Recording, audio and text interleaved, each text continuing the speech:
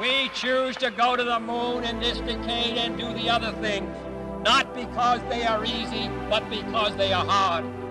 Because that goal will serve to organize and measure the best of our energies and skills. Because that challenge is one that we're willing to accept, one we are unwilling to postpone.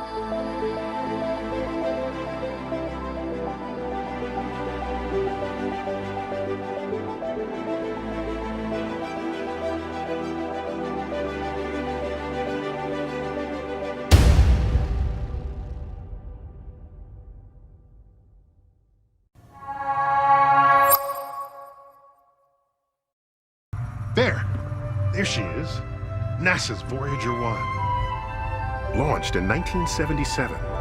But that's just very small potatoes compared to what the Earth is involved with and knows about. We choose to go to the moon in this decade and do the other things, not because they are easy, but because they are hard. One small step for man, one giant leap for mankind.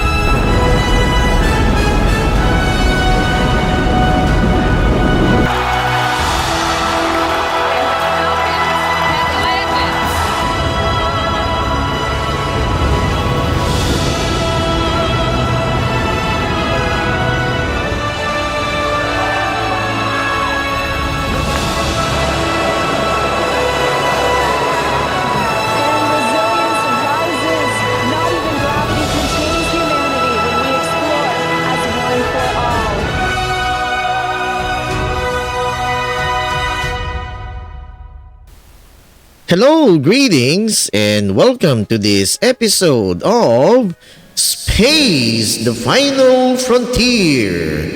This is your Kaspacer, Professor June Cahigal.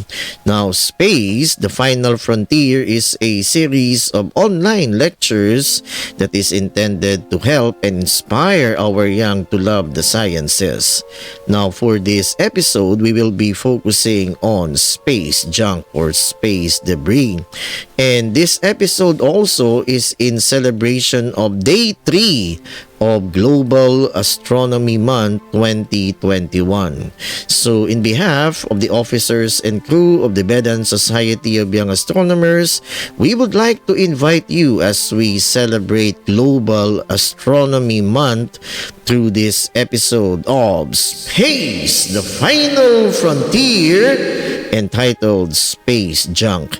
Now, if we have any questions or comments or reactions about this online lecture, just feel free to type in your questions or your comments in our comment section.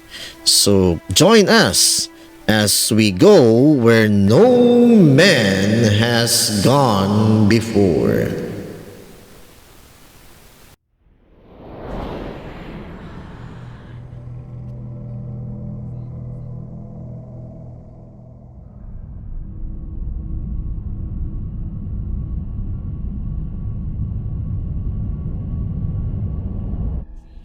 A small piece of space, they call it junk, had been causing a big headache for NASA scientists.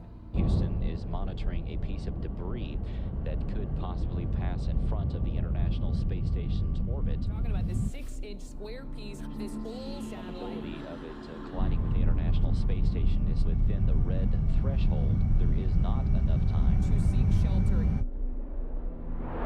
Traveling at 17,000 miles an hour, if we were to hit the space station, it would really cause a very bad day.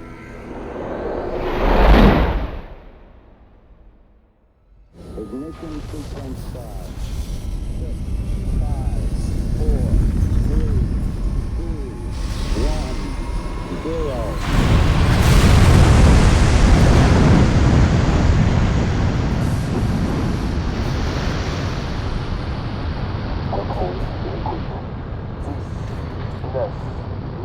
Реактор not. Передаю трубочку первому. Готовы?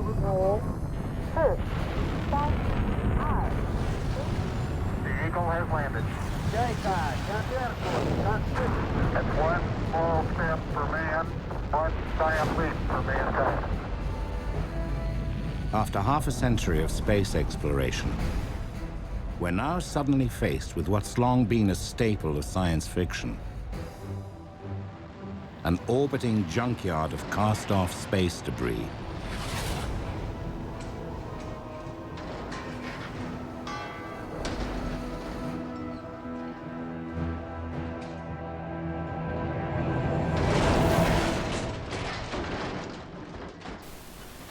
Greetings and good day. I am Professor Jun Cahigal, and for this lecture, we will be discussing space junk.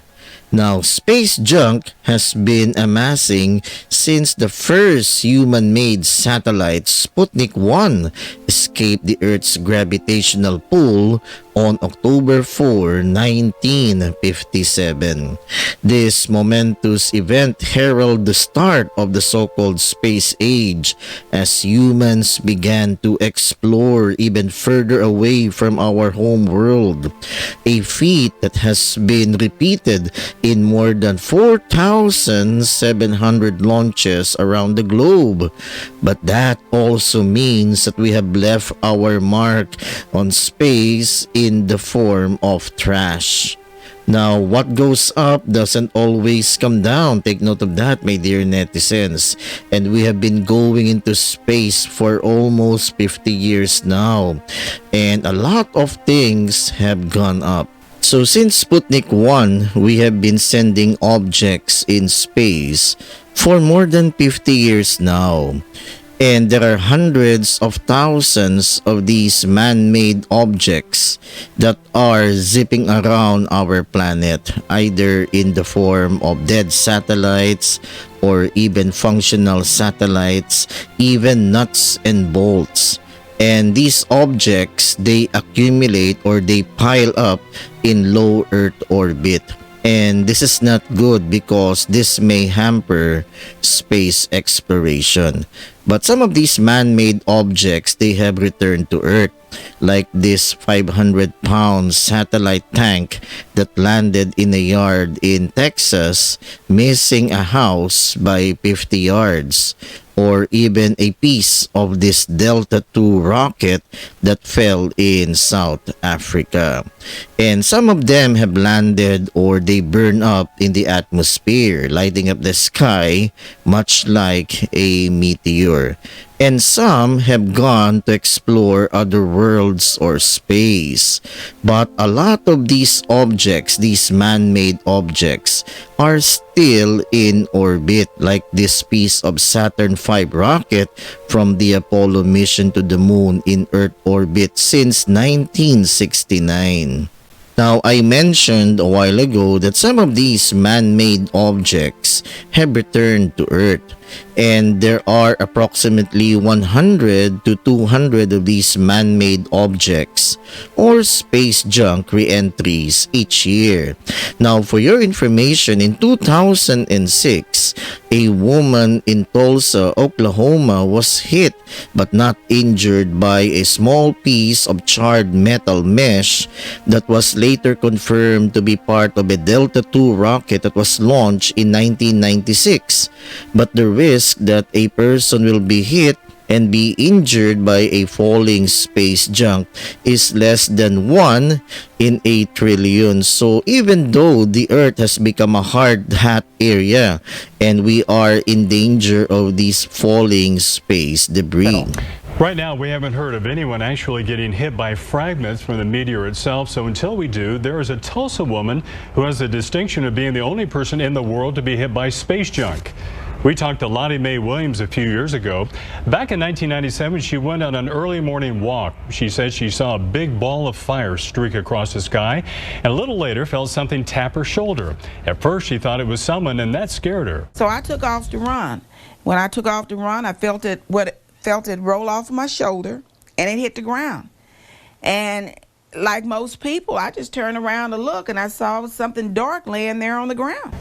Well, it turned out to be a part of a Delta II rocket. It was made of fiberglass. She says no one has ever asked her to give it back, so she keeps it locked away in a safe location. I would have ran too. Now, even though statistically there is a 1 in a trillion chance that a person would be hit by these man-made objects in space, still we cannot remove the possible dangers. In fact, there is a lot of these man-made objects still going around the Earth. It can be as small as a dot of paint that came off a spacecraft, or it can be as big as a spacecraft that has stopped working, like a dead satellite in orbit. And would you believe there are about 500 working satellites or spacecraft in orbit that must be protected from the space junk, like the International Space Station. The International Space Station with its crew on board must be protected from these space junk. Now, what is out there? What is the so-called space junk? Now, space junk, space debris are also called orbital debris and space waste. And they are man-made objects that are in orbit around the Earth that no longer serve any useful purpose to us. And they can include anything from entire use rocket stages like the stages of the Saturn V that's still in orbit around the Earth, and defunct satellites, to explosion fragments, paint flakes, dust, slag from solid rocket motors, coolant released by Rorschach nuclear-powered satellites, deliberate insertion of small needles, and other small particles from equipment. Our belief that what goes up must come down isn't always true. It's estimated that LEO contains 6,000 tons of space junk, and GEO is home to 400 dead satellites parked into a higher graveyard orbit where they will remain for hundreds of years. That's a whole lot of junk.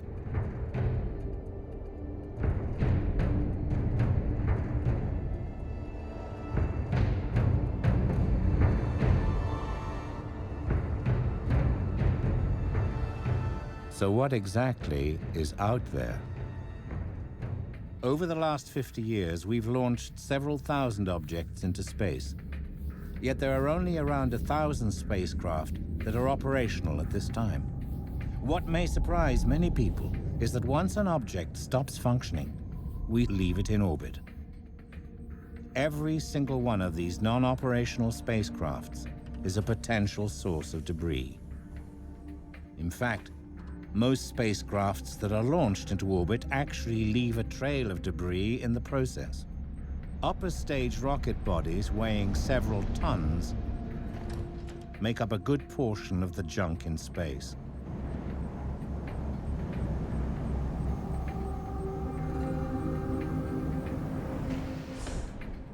As do mission-related objects like cast-off bolts or O-rings.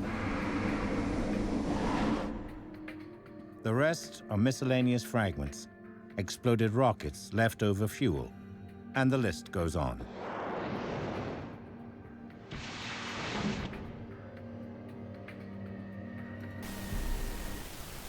And would you believe, currently 200 new man-made objects are added in low Earth orbit annually.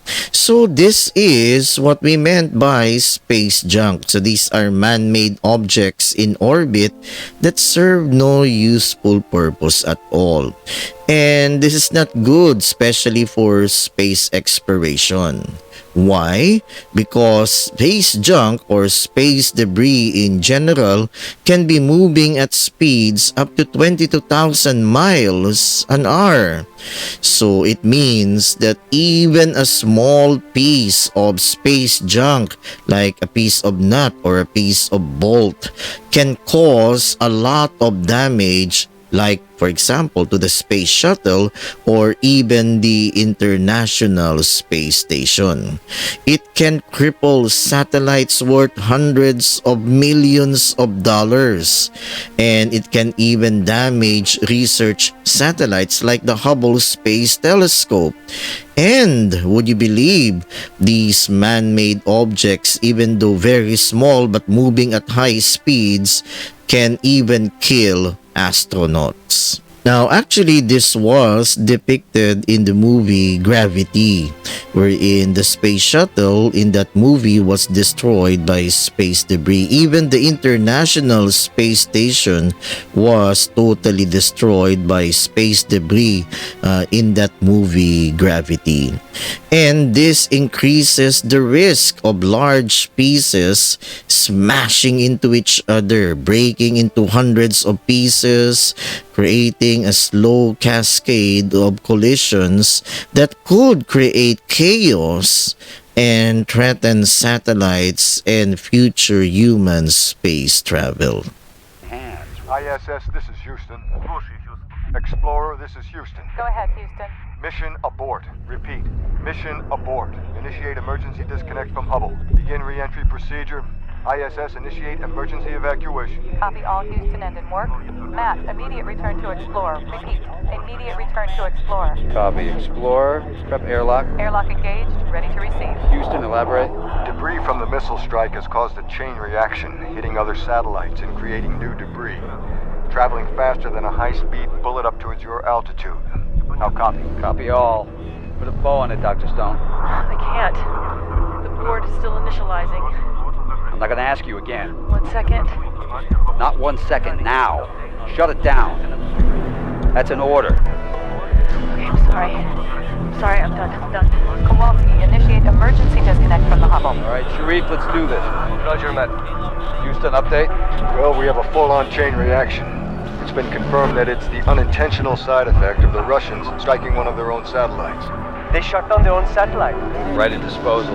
Most likely a spy sat gone bad. Now it's shrapnel. Explorer ready to disengage HST. Locks releasing in 3, 2, 1. Explorer, new data coming through.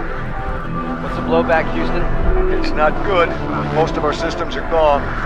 Debris chain reaction is out of control and rapidly expanding. Multiple satellites are down and they keep on falling. Define multiple satellites. Most of them are gone. Telecommunication systems are dead. Expect a communication blackout at any moment. Kowalski visual of debris at 9 o'clock. Half of North America just lost their Facebook. Explorer, repeat. Expect a communication blackout at any moment. Copy that, Houston. Explorer, this is Kowalski confirming visual contact with debris. Debris is from a BSC sat. Repeat, I have... Dr. Stone requesting faster transport. We have to go, go! Kennedy reports meteorological conditions. No go. Houston, Explorer, copy. Explorer, Dr. Stone requesting faster transport to Bay Area. Explorer, do you copy? Explorer, permission to retrieve Dr. Stone. Your go, Kowalski. Houston, this is Explorer, copy. All right. We've lost Houston. Oh, We've lost Houston. unstrap.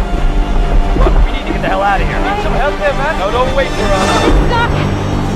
Man down! Houston, this is Man Explorer, down! copy. Houston, this is Explorer, copy. Kowalski, Explorer's been hit.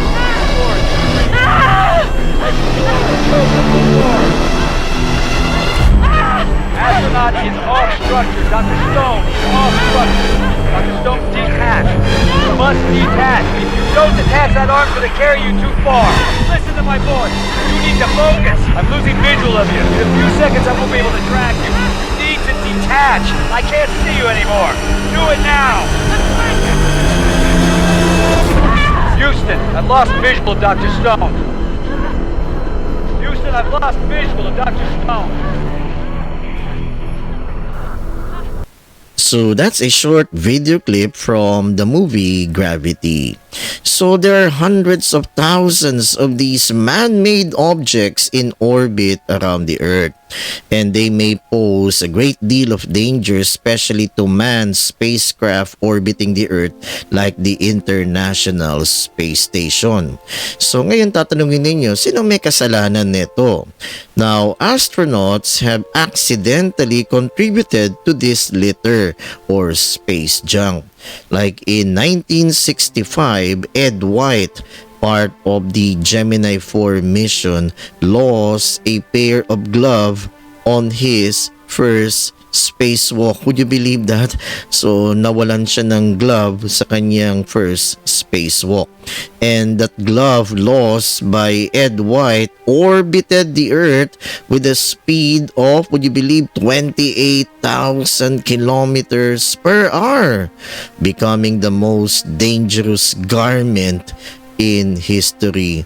So imagine pag yung glove na yan with that speed tamaan ng isang astronaut na nasa International Space Station doing a spacewalk.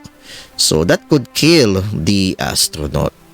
So, ayan ang kalat ni Ed White, yung naiwan niya yung kanyang glove, and that glove orbited the Earth with a speed of 28,000 kilometers per hour. So, delikado yan. Pag yung glove na yan ay tinamaan ang, let's say, yung window or even an astronaut, mamamatay yung astronaut. Now, other examples are as follows. In July of 2006, astronaut Pierre Sellers reported that he lost a spatula, and that spatula orbited the Earth, kaya ang binigay na nickname sa kanya ay SpatSat.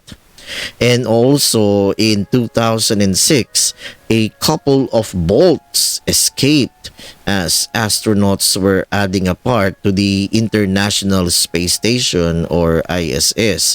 So kahit yung maliit na bolt na yan, traveling at about 17,000 miles per hour, can hit a space shuttle with the impact of a hand grenade. So that's not good. Kasi kahit na maliit yung bolt na yan, napakabilis yung movement niyan, 17,000 miles per hour. So mabubutas pag tinamaan ng space shuttle, butas yan, and it may compromise the lives of the crew on board. Now, the oldest piece of space junk is still in orbit. That's the second U.S. satellite Vanguard 1 that was launched on March 17, 1958, which worked only for 6 years, but it is still in orbit around the Earth. Now, like what I have mentioned, not all of these so-called space junk or these man-made objects, they remain in orbit. Now, some of them, they return to Earth. So, most of these man-made objects that enters the Earth atmosphere, they burn up or they fall into the ocean. The most spectacular re-entry was Skylab. So, this was the US space station that was launched in 1973. Most of the pieces of Skylab splashed down in the Indian Ocean in 1979, but some landed sparsely in populated Western Australia. No one was injured, but the U.S. Department of State received a $400 fine for littering from the town of Esperance, Australia. Would you believe that? So, siningil ang US ng $400 fine dahil nagkalat po sila, yung bumagsak na pieces ng Skylab na bagsakan yung town ng Esperance at siningil ang US dahil nagkalat daw ang US ng mga pieces from the Skylab. Ngayon, hindi lang ang US, even the Russians. The Russians were also contributory to the buildup of these man-made objects in orbit or space junk. And some of their spacecraft have re-entered the Earth's atmosphere. So, hindi lang yung Skylab. Now, in 2001, the Russian space station Mir spectacularly re-entered the Earth's atmosphere and landed in the South Pacific. Observers in Fiji saw 5 extremely bright objects crossing the sky.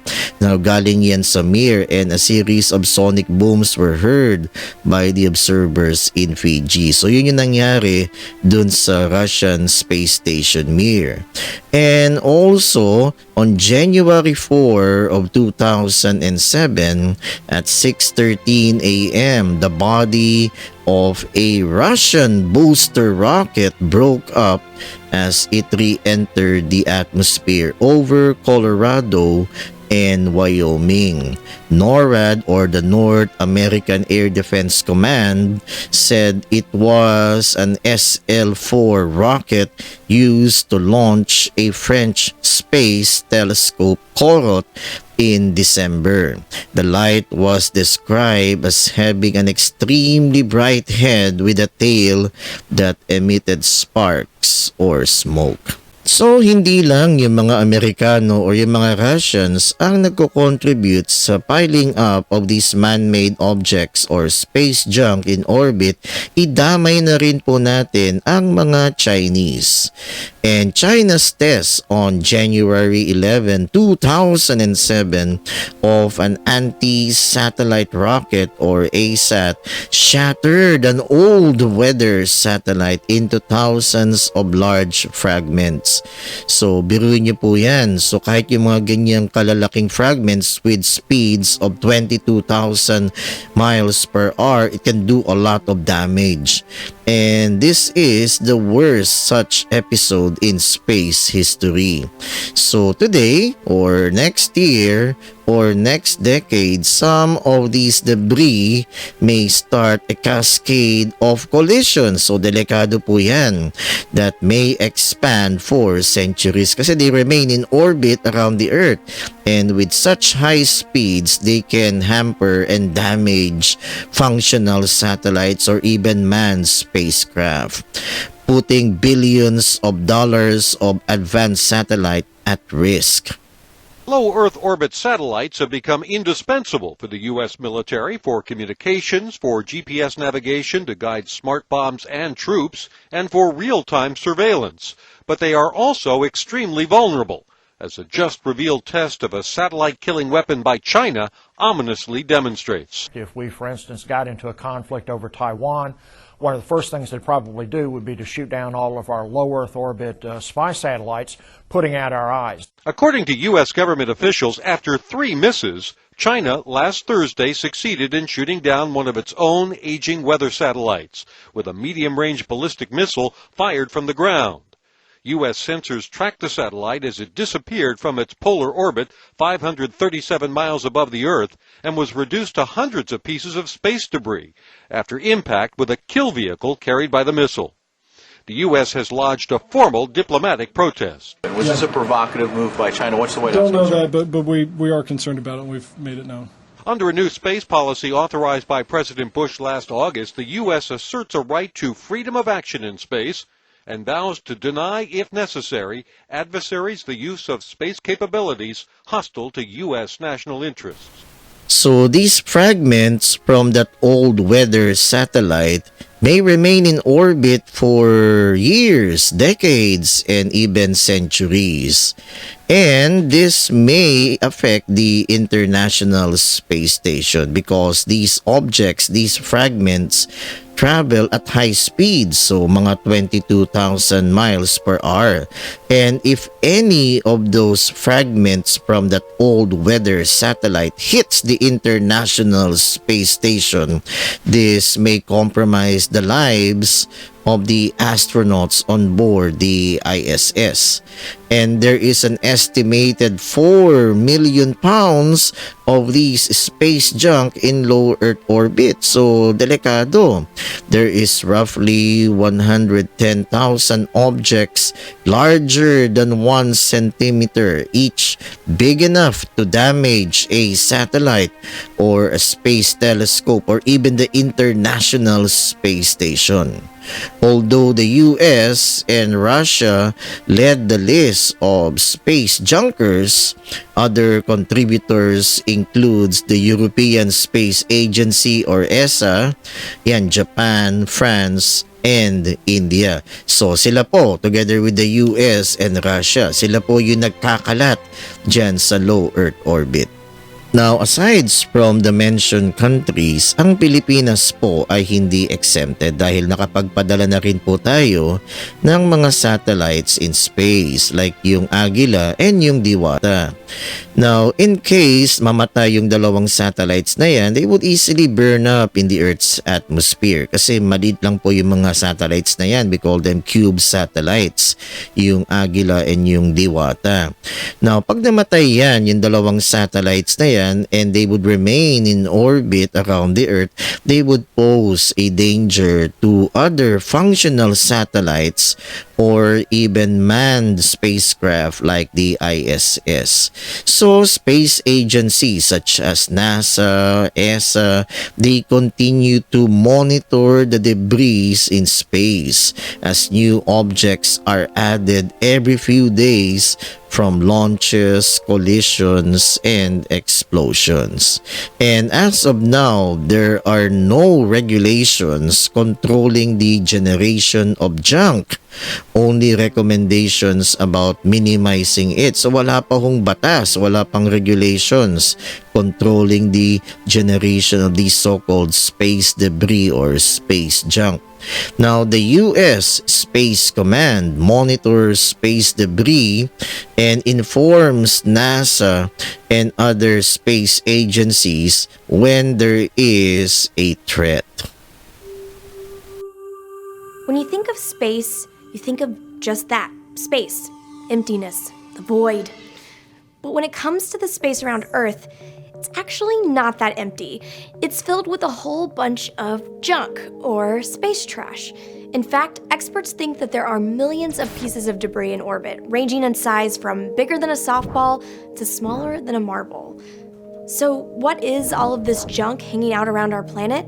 Well, that's the awkward part. It's all our stuff that we've put into space that we just don't use anymore. Sorry, Mom. That can be satellites that are no longer working, leftovers from rockets, or stuff that's come off spacecraft over time, like panels or even flecks of paint. Space debris has included some rather unique items too. There's a tool bag still up there that was lost by an astronaut during a spacewalk. A lipstick-sized capsule of Gene Roddenberry's ashes once orbited the globe for a while too. Even frozen pee used to make the rounds. Before pee recycling systems were put in place, astronauts used to dump their urine out into space, where it immediately turned into beautiful, shiny ice crystals that reflected the sun. Sure, that's lovely and all, but just like trash here on Earth, debris in space can be a big problem. It makes the space around our planet a congested and potentially dangerous place. You may think space debris is just floating out there all slow-like, but this stuff isn't really floating at all. It's actually zooming around Earth at more than 17,000 miles per hour. That wouldn't be a big issue if everything was moving in the same direction, but there are a bunch of different types of orbits that space trash can be on. Some go around Earth's equator, while others go around the poles, for instance. That's where you run the risk of getting T-boned. It happened in 2009 when a US satellite collided with one from Russia, putting thousands of pieces of debris into space. A similar event occurred in 2007 when China destroyed one of its satellites with a missile, creating a whole mess of trash. Okay, so a little different scenario, but the same result. Even the smallest piece of trash traveling at such a high speed can cause a whole lot of damage if it crashes into something. And if collisions happen too often, then we run the risk of something called the Kessler syndrome. It's a simple concept. Colliding space objects create even more space objects. And the more debris there is, the higher odds of more collisions. So if we don't keep these accidents in check, it's all gonna snowball until we get so much litter in space that the entire area is basically gonna be hostile to spacecraft for generations. Our best defense against collisions is to basically know where all of this space trash is. Right now, tracking space debris is the job of the Defense Department. It uses something called the Space Surveillance Network, an array of telescopes entirely dedicated to tracking objects in space and figuring out what they are.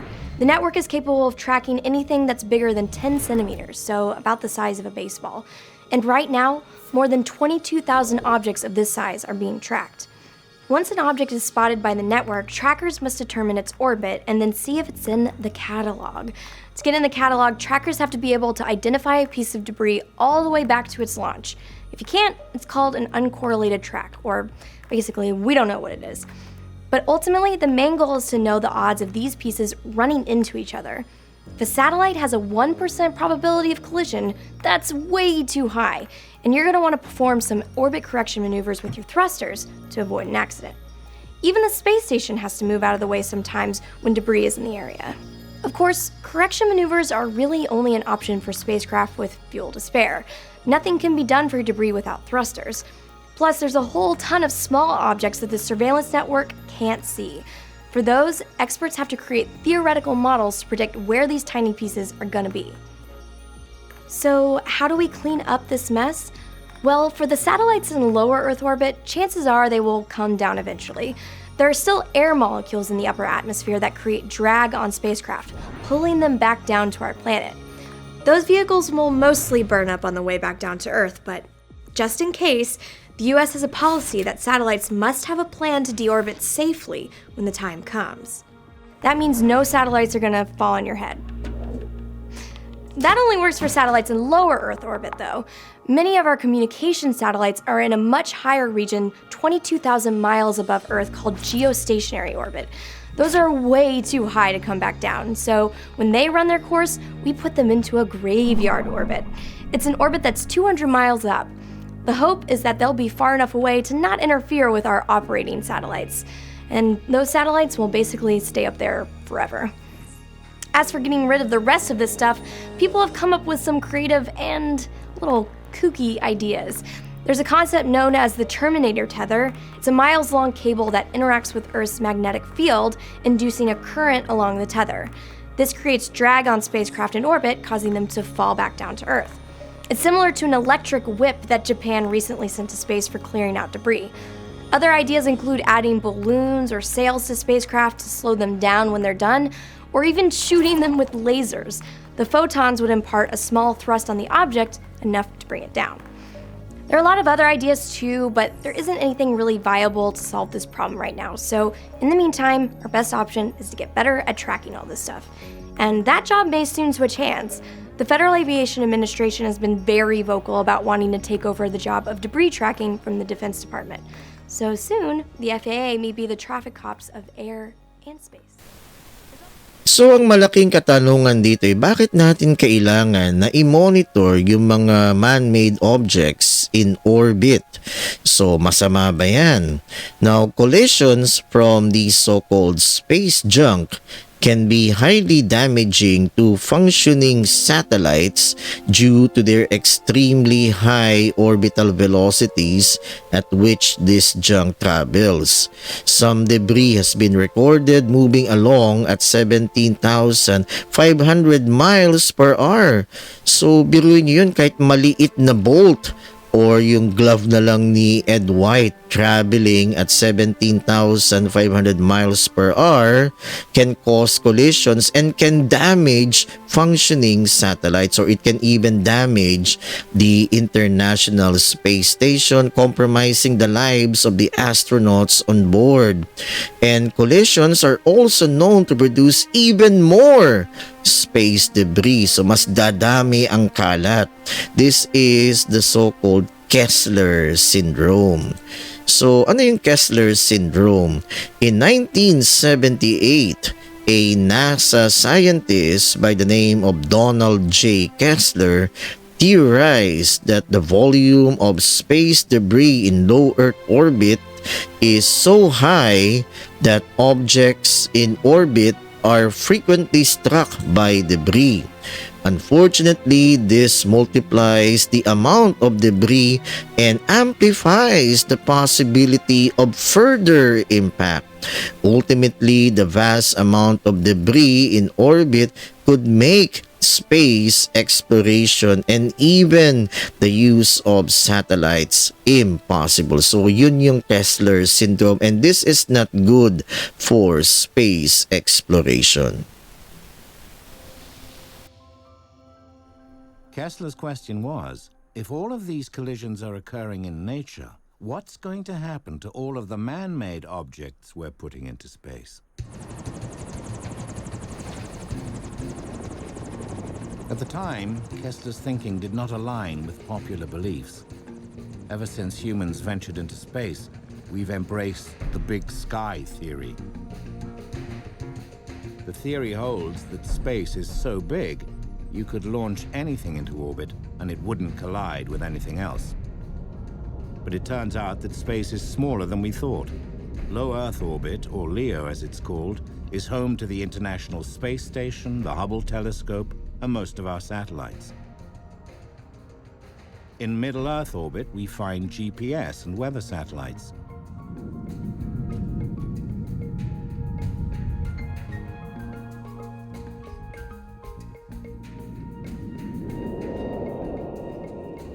Geosynchronous orbit, or GEO, the orbit farthest away from the Earth, is crowded with communication satellites. With so many objects careening through the same altitudes, it's not hard to imagine that some may eventually collide.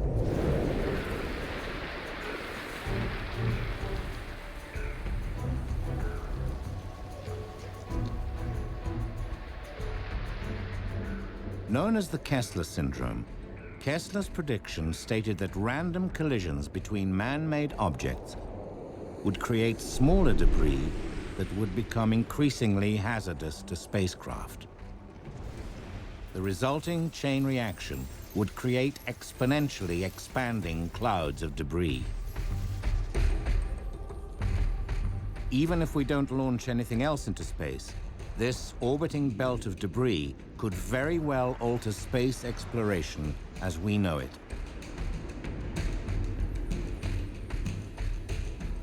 Is it possible that we're now at the tipping point of this cascading, uncontrollable event?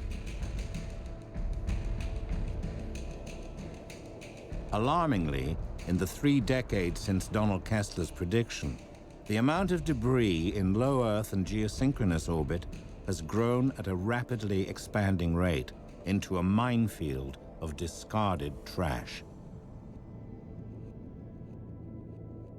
In the past, most of the small particles came from the bigger objects falling apart.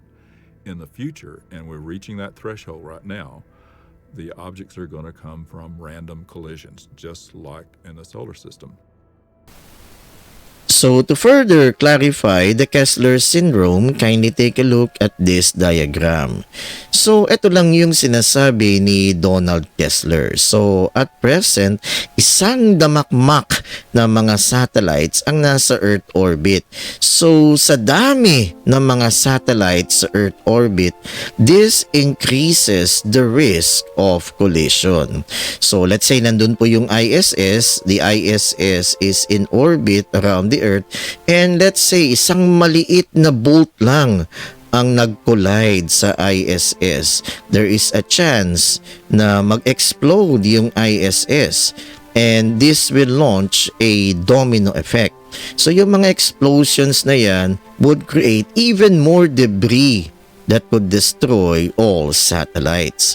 So, delikado po yan, and this would pose a danger sa space exploration. So, sa dami ng mga space debris, so imposible po na makapag-launch pa tayo ng functioning satellites sa dami ng space debris or space junk. So in 1957, halos wala pa dahil yung Sputnik pa lang yun nandun sa Earth orbit. Pero nag-increase yan in 1992, and what more in 2015, and what more tung 2021. So isang damakmak na ang mga satellites na nasa Earth orbit, and this would pose really a danger sa mga functioning satellites and even the ISS. So I hope you would realize the threat of these so-called space junk or space debris to functioning satellites and even to manned spacecraft. So there are some possible solutions proposed in order to minimize the threat of these so-called space debris or space junk. Now, one possible solution is to have an alternate orbit for functioning satellites. Now, sometimes it would require too much fuel to deorbit a satellite from its path. In these cases, it can also be brought to an orbit where atmospheric drag would cause it to deorbit after some years. So, ibig lang sabihin po nito, yung mga satellites, dun sila ilalagay sa mas mababang orbit. So, in case na namatay na yung satellite, they would easily burn up in the Earth's atmosphere. Now, this has been done. So, the French Spot 1 satellite brought its time to atmospheric re-entry down from an estimated 200 years to about 15 years by lowering its perigee from 830 kilometers to about 550 kilometers. So meaning, nilagay po yung French Spot 1 satellite into a lower Earth orbit.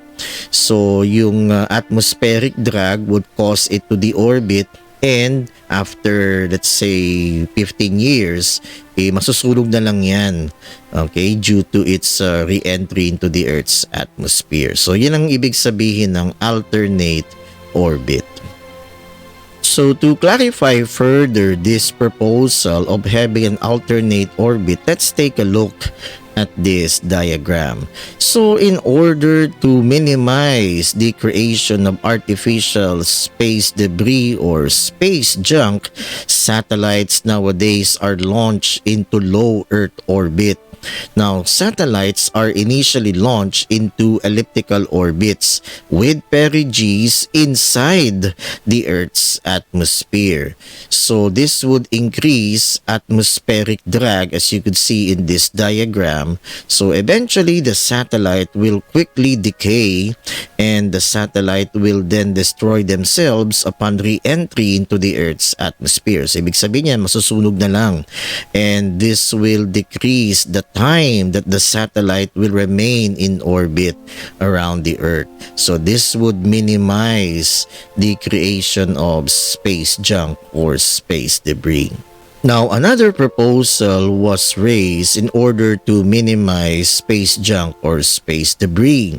Now, this is the so-called terminator tether. Now, when a satellite has completed its task, it could be brought back down to Earth, where it could be properly disposed of or recycled. Now, this is through the use of a terminator tether, also called an electrodynamic tether, that is rolled out and slows down the spacecraft. Eventually, the satellite or the spacecraft could be brought back down to Earth, where it could be disposed of properly or even recycled. Now, aside from having an alternate orbit or even the use of the terminator tether, other ideas was proposed, but those ideas were either too expensive or unrealistic. These involve putting space debris or space junk back into the Earth's atmosphere by using laser brooms to vaporize or nudge particles into rapidly decaying orbits, also called the Orion Project, or the use of huge aerogel blobs to absorb impacting junk and eventually fall out of orbit with them trapped inside. So those were some of the ideas proposed, but instead NASA currently focuses on preventing collisions by keeping track of the larger debris and preventing more debris from littering space. So those were some of the ideas proposed in order to minimize the creation of space debris or space junk. After years of space exploration, we've left thousands of pieces of defunct equipment and other junk in orbit around Earth. This trash can endanger satellites and astronauts and make it difficult to get off the planet. So researchers have suggested some very, interesting methods for cleaning up space. Here are the craziest ones that just might work. I'm Sophie, and welcome to the Countdown. Let's start with every mad scientist's favorite toy, giant lasers. From Earth's surface, a laser beam can zap a piece of debris in space, slowing down the target. And once the trash is moving slowly, it will fall towards Earth and burn up in the atmosphere. On the bright side, this kind of device would be based on the ground. But most nations get a bit nervous when they hear someone's building a giant laser, which could be used to knock their own satellites out of the sky. So this is one idea whose time may not have come. Yet. Why not try an old-fashioned method and snare the trash in giant nets? DARPA is currently developing a new spacecraft called the Electrodynamic Debris Eliminator, or EDDI. Despite its fancy name, EDDI is a glorified fishing boat. Armed with 200 nets, the vehicle will fly around at low Earth orbit, tracking down and netting pieces of junk. Once it makes a capture, EDDI will hurl the debris towards the open ocean, or set it on a trajectory that will destroy it. When it comes to cleanup, even little satellites can make a big difference. The tiny NanoSail D is only about the size of a loaf of bread, but it can unfurl a super thin solar sail.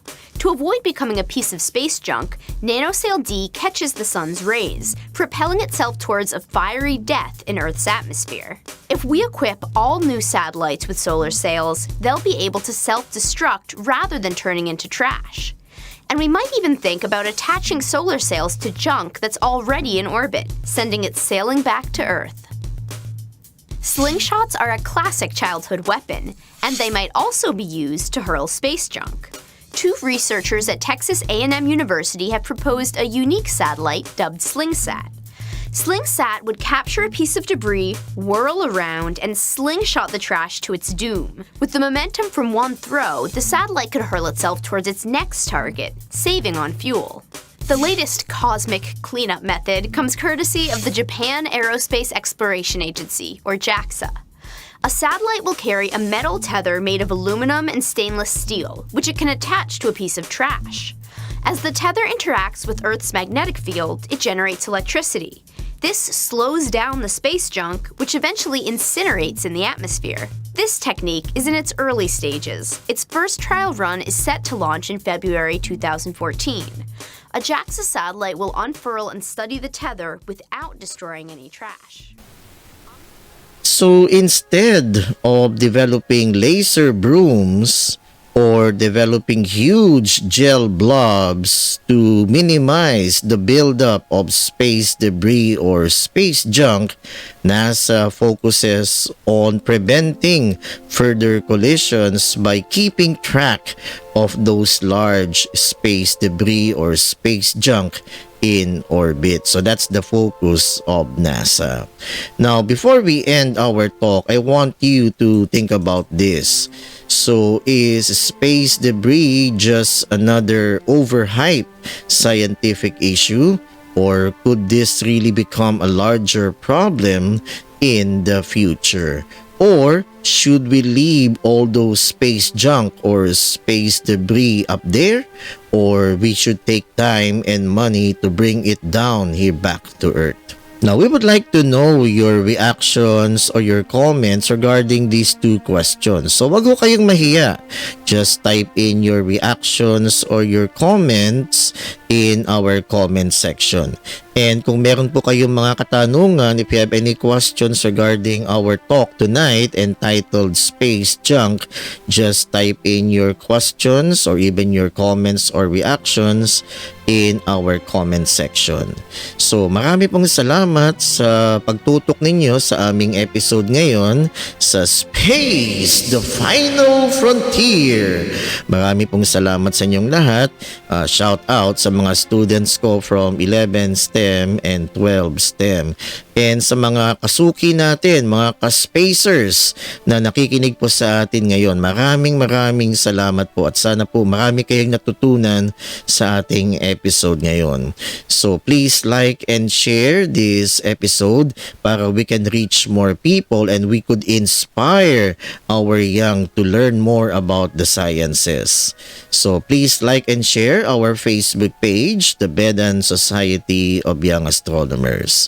So this is your ka-spacer, Professor June Cahigal, saying, live long and prosper. And I will see you in our next episode of Space, the Final Frontier.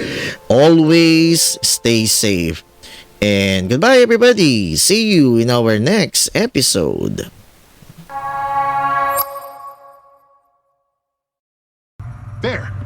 There she is. NASA's Voyager 1. Launched in 1977. But that's just very small potatoes compared to what the Earth is involved with and knows about. We choose to go to the moon in this decade and do the other thing, not because they are easy, but because they are hard. It's one small step for man, one giant leap for mankind.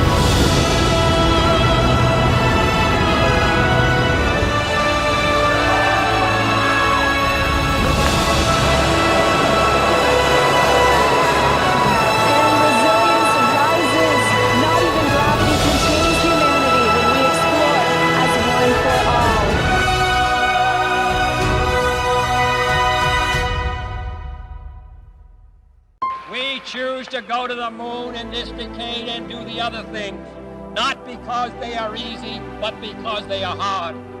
Because that goal will serve to organize and measure the best of our energies and skills. Because that challenge is one that we're willing to accept, one we are unwilling to postpone.